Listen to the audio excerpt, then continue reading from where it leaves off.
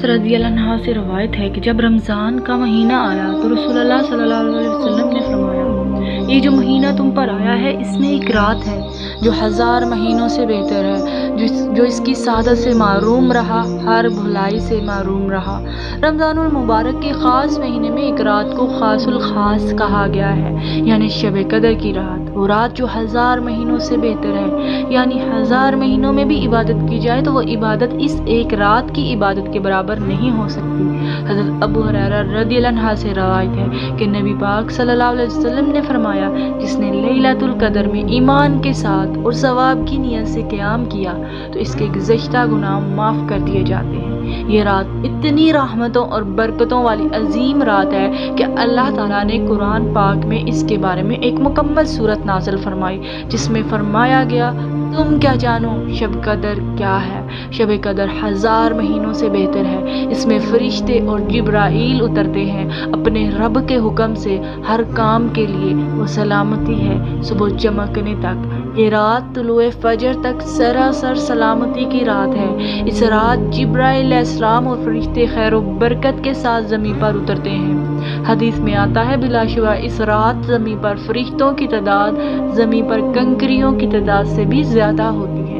جس طرح ہمارے دل میں دوسری دنیاوی چیزوں کو پانے کے لیے خواہشیں ہوتی ہیں، اسی طرح ہمارے دل میں شب قدر کو پانے کی خواہش بھی ہونی چاہیے۔ خواہش ہوگی تو ہم اس کو پانے کے لیے کوشش بھی کریں گے۔ اب سوال یہ پیدا ہوتا ہے کہ ہم شب قدر کو کیسے پا سکتے ہیں؟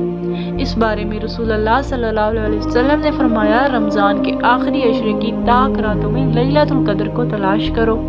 تو اس سے پتہ چلتا ہے کہ لیلۃ القدر کو رمضان کے آخری عشرے کی تاک راتوں میں تلاش کرنا چاہیے۔